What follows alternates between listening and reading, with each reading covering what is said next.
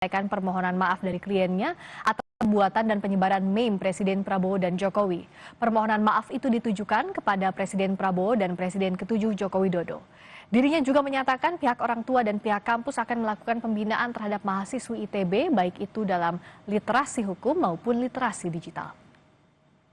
Kami dan klien kami meminta maaf yang sebesar-besarnya kepada Bapak Prabowo dan juga Bapak Jokowi atas perilaku dari klien kami yang mengunggah dan membuat kegaduhan. Yang kedua, kami berterima kasih yang sebesar-besarnya kepada Presiden Bapak Prabowo Subianto dan mantan Presiden Bapak Joko Widodo, dan sekaligus berterima kasih yang sebesar-besarnya kepada Bapak Kapolri. Kami juga berharap ke depannya klien kami akan dilakukan pembinaan baik oleh orang tua dan berharap juga oleh kampusnya. Merespons penangguhan penahanan terhadap mahasiswinya oleh pihak kepolisian, kampus ITB menyampaikan apresiasi kepada Presiden Prabowo.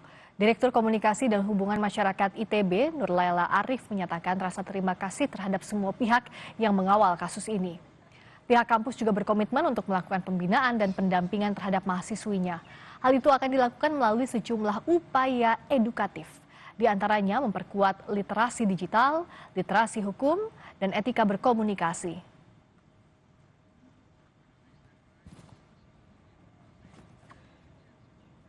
Dalam keterangan rilis resmi di laman resmi ITB, Direktur Komunikasi dan Hubungan Masyarakat ITB Nurlaila Arif menyebut mahasiswa SSS telah mendapatkan penangguhan penahanan oleh kepolisian. ITB akan melanjutkan proses pembinaan akademik dan karakter terhadap yang bersangkutan. Untuk mengetahui bagaimana lanjutan proses hukum yang dikenakan terhadap mahasiswi ITB terkait meme Presiden Prabowo dan Presiden ke-7 Joko Widodo, kita saat ini sudah bergabung dengan Ketua Komisi 3 DPR RI Fraksi Gerindra, Habibur Rahman, sudah juga bergabung kuasa hukum dari mahasiswi ITB, Arif Wampasena, dan Arianto Sutadi, penasihat ahli Kapolri. Selamat malam Bapak-Bapak.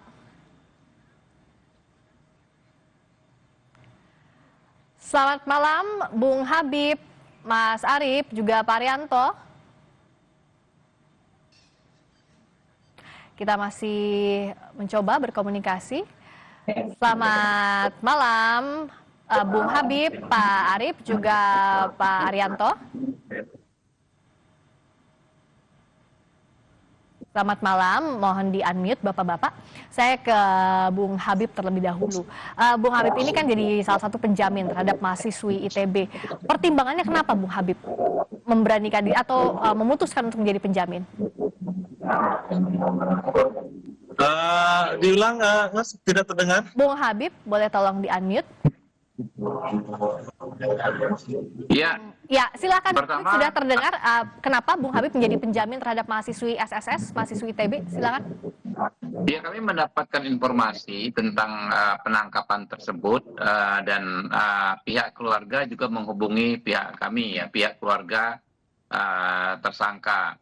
Kami pelajari kasusnya, memang kalau pemenuhan unsur delik itu terpenuhi, ya, membuat gambar yang tidak senonoh, ya, sebagaimana diatur pasal 27 Undang-Undang ITE, membuat, mendistribusikan, mentransmisikan, kalau unsur delik terpenuhi. Tetapi dari informasi yang saya dapat dari keluarga, maupun saya juga cek ke Pak Kabareskrim dan Pak Wakabareskrim, ini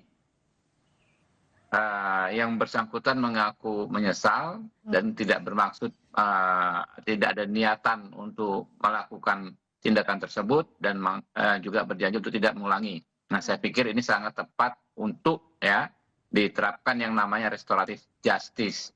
Nah, jalannya dengan pertama-tama ditangguhkan dulu penahanan, ya. Dan ternyata apa yang saya coba usulkan tersebut sudah lebih dahulu oleh teman-teman penyidik diimplementasikan, ya, teman-teman penyidik kemudian memberikan penangguhan penahanan dan menyatakan bahwa yang bersangkutan ya adik mahasiswi ini untuk dibina oleh kampusnya Institut Teknologi Bandung serta keluarganya ya. Jadi judulnya memang penangguhan penahanan, tetapi menurut kami arahnya memang penyidikannya sangat mungkin akan dihentikan ya, karena yang bersangkutan diberikan kesempatan untuk dibina dan menjalani kuliahnya. Jadi itu alasan kami ya bersedia memberikan jaminan ya sebagai Ketua Komisi 3 Ya. dalam perkara ini. Oke, jadi saat ini sudah dipastikan bahwa status mahasiswi ITB itu penahanannya ditangguhkan, meskipun belum dihentikan kasusnya, tapi by proses menuju ke sana. Kalau tadi Bung Habib bilang, nah berikutnya proses pembinaannya seperti apa, termasuk apakah masih ada peluang delik aduan. Karena kan pasal yang digunakan ada 45 dan 51 juga Undang-Undang ITE, tapi kita bahasnya usai kumandang azan maghrib bagi wilayah Jakarta dan sekitarnya. Kami segera kembali. Sapa Indonesia Malam masih bersama dengan Ketua Komisi 3 DPR RI fraksi Gerindra Habibur Rahman, lalu kuasa hukum dari mahasiswi ITB Arif Wampasena dan Arianto Sutadi, penasihat ahli Kapolri. Saya lanjut ke Pak Arianto. Pak Arianto, kalau dari jalan sekarang yang diambil penangguhan penahanan, lalu by proses menuju ke penghentian penyidikan yang masih kita nantikan juga, apakah tepat memang dengan penyelesaian non litigasi di luar peradilan dengan salah satu opsinya adalah restoratif justice atau keadilan restoratif? Ya, ini pasti arahnya pasti ke situ ya, karena tuntutan masyarakat kebanyakan mengendaki ke situ ya. Polisi kan selama ini kan menegakkan hukum itu kan berdasarkan KUHP yang ada ya. Dan kemarin itu berdasarkan bukti awal yang ada sudah ternyata cukup bukti sehingga dilakukanlah penindakan dalam sidik. Tapi kemudian kasusnya kan itu kan ini masih twilight ya. Penafsiran apakah ini kebebasan berpendapat apa tidak itu sehingga menimbulkan banyak penafsiran yang lain-lain yang berbeda-beda. Maka di sini polisi pasti di dalam menerapkan hukumnya itu juga nggak bisa saklek dengan hukum yang ada aja. Nah kebetulan kan selama ini restorasi justice meskipun di dalam KUHP belum diatur ya, tapi Pak Kapolri sudah mendahului dulu dengan bikin perkap bahwa itu bisa diselesaikan secara restorasi justice. Ikut-ikutan jaksa yang dulu juga melakukan restorasi justice. Nah kemarin ini dengan penerapan seperti itu, kemudian dari Bapak DPR kemudian menganjurkan untuk dibina, kemudian dari Presiden sendiri untuk dibina, itu kalau saya itu memenuhi kriteria untuk perkara ini diselesaikan secara restorasi justice. Karena kriteria restorasi justice itu adalah kasusnya itu yang penting selesai dengan pengembalian pemulihan korban. Dan kemudian ada maaf daripada pelaku. Dan kemudian lingkungan juga mengamini gitu. Nah ini semua kan udah klop. Dari DPR juga mengamini itu dibina, kemudian dari juru bicara Presiden juga demikian, pelaku juga sudah minta maaf, menyesali dan sebagainya. Dan kemudian lingkungan kan juga masyarakat menghendaki seperti itu. Nah hanya pesan saya ya, ini dilakukan memang tuntutan masyarakat bisa kayak gitu. Walaupun KUHP kita belum menjamin yang restoratif justice ini. Maka mudah-mudahan ini dengan Pak Habib saya laporan ini, mudah-mudahan KUHP kita itu nanti betul-betul berubah menjadi KUHP yang dilandasi pada asas restorasi justice secara total itu. Gitu. Nah, jadi kayak gini polisi tidak mengambil kebijakan, tapi sesuai dengan hukum yang berlaku bisa melakukan itu. Gitu. Oke, jadi itu opsi bisa dilakukan. Saya ke Pak Arif dulu. Ya. Pak Arif, kondisi saat ini sudah di mana tersangka mahasiswi ITB ini? Posisinya sudah di mana dan apa saja komunikasi terakhir yang dijalin dengan Polri, dengan juga ITB? Kelanjutannya akan seperti apa, Pak Arif? Oke, baik. Terima kasih.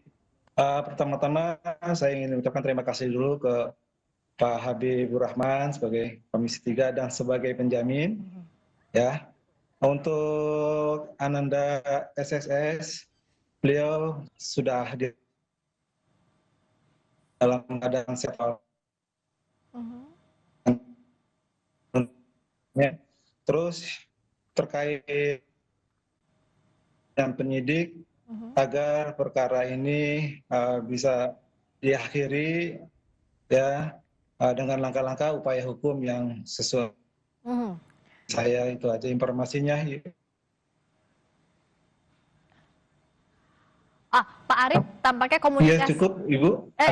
ya Pak Arif, suaranya tadi sempat terputus, kita perbaiki dulu komunikasinya ya. Sambil menunggu saya ke Pak Habib dulu.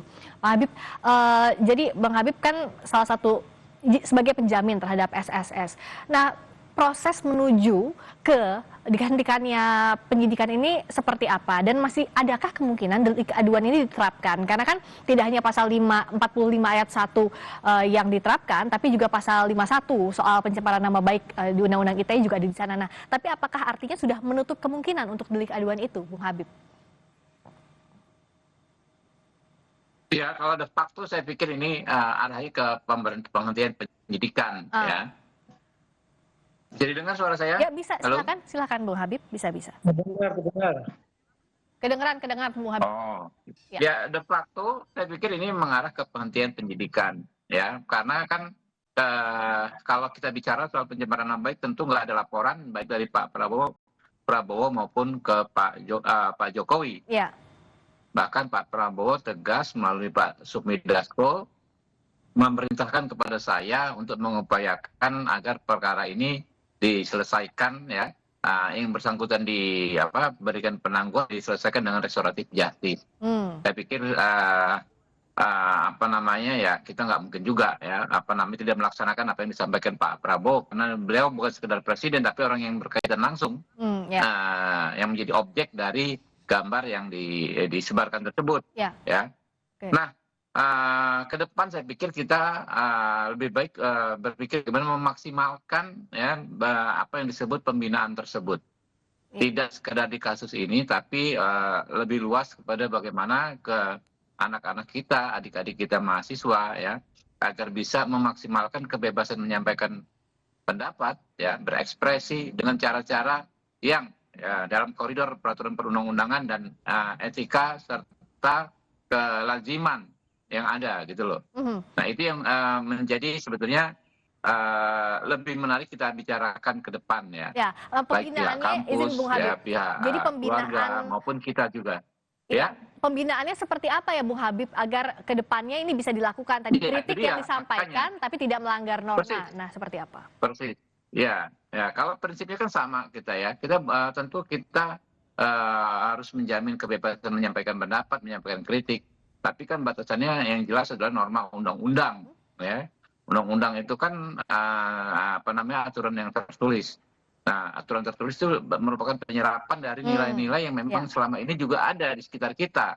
Intinya sih kalau mau sederhananya, ya kan, kita ini kan kalau nggak mau diganggu kita jangan mengganggu. Kalau nggak mau istilahnya kita nggak nyaman nama kita dicemarkan, foto kita dibikin meme, ya tentu kita jangan melakukan hal yang sama terhadap orang lain, terhadap siapapun. Itu yang sederhananya saja. Ya, kalau dari Pak Arianto, pembinaan yang tepat seperti apa ya? Kan kalau sudah kejadian, pasti akan ada proses hukum dulu dalam kasus ini misalnya. Barulah restoratif justice, barulah kita bicara soal ultimum remedium jika itu jadi opsi, atau pidana adalah opsi terakhir. Tapi sebenarnya pembinaan yang bisa kontekstual seperti apa ya Pak Arianto? Ya, ini masalahnya kan kebebasan berpendapat ya. Setelah reformasi itu kebebasan berpendapat itu dijamin. Nah, tetapi menyampaikan pendapat itu juga ada batas-batasnya supaya tidak mengganggu ketertiban. Makanya itu diatur nggak boleh lebih, kalau demo itu ya nggak boleh lebih jam 6 dan seterusnya. Kemudian sama juga kalau membuat itu ya kritik-kritik itu jangan sampai itu istilahnya masuk di dalam apa yang diuraikan di dalam undang-undang larangannya, yaitu misalnya menghina orang, mengujar kebencian, kemudian berisi apa yang asusila dan sebagainya itu. Nah, pembinaannya ya ITB harusnya ya mengarahkan pada mahasiswanya atau pemudanya semua itu kalau ngasih kritik yang pakai aturan sehingga tidak melanggar hukum-hukum yang berlaku. Sekarang ini masalahnya masih berlaku itu, Bu. Kayak ujaran kebencian itu masih ada, definisinya masih itu yang selama ini dituntut oleh amnesti itu kan untuk supaya dicopot itu. Nah, itu sepanjang itu masih ada, maka polisi akan menerapkan hukum pidana itu dengan unsur-unsur yang ada itu. Makanya itu ini memang paling cocok ini pakai pembinaan karena kan kebebasan berpendapat ya, dan itu pun masih dalam perdebatan lah apakah itu melanggar rambu-rambu apa tidak gitu. Nah, Makanya itu sekarang kita semua harus ikut membina pada anak-anak muda ataupun rakyat itu untuk dalam menyampaikan kebebasan pendapat itu harus menghormati rambu-rambu yang ditetapkan, yaitu misalkan menjaga persatuan, menjaga etika, tidak sampai menimbulkan konflik dan sebagainya. Itulah rambu-rambunya Ya. gitu. Pak, kalau dari Pak Arief, pembinaan yang sudah dibicarakan sejauh ini bagaimana Pak Arief, dan langkah ke depannya agar tidak diulangi lagi, apa yang dijaminkan? Oke, baik. Suara saya terdengar? Terdengar sekarang Pak Arief, silakan. Oke, baik. Ya, pembinaan yang yang kami harapkan ya, pertama dari orang tua. Ya, kemarin kita sudah bicara ke orang tua, ya, agar Ananda itu lebih diperhatikan dalam beretika, bermedsos. Ya. Terus yang kedua dengan kampusnya, kemarin juga kita sudah bertemu ya dengan PLT, PGS, dekan, ya, di mana nanti klien kami Ananda SSS itu akan dibina terkait masalah etika, dan mungkin juga nanti ada sosialisasi tentang undang-undang ITE dan lain-lain ya, agar semua bisa memahami, semua mahasiswa terutama ya semakin pintar itu kan harus punya etika lebih dalam, mestinya seperti itu. Itu aja dari saya. Ya, ruang kritik tentu dibuka, tapi bebas bukan berarti bablas, itu yang harus diawasi. Betul. Ya, terima kasih. Kita tunggu nanti kelanjutannya sampai tadi kalau dikatakan ongoing menuju ke penghentian dari penyidikan kasus ini. Terima kasih Bung Habibur Rahman, Ketua Komisi 3 DPR RI Fraksi Gerindra. Terima kasih Pak Arief Wampasena, Kuasa Hukum Mahasiswa ITB. Terima kasih juga Pak Arianto Sutadi, Penasihat Ahli Kapolri. Selamat malam.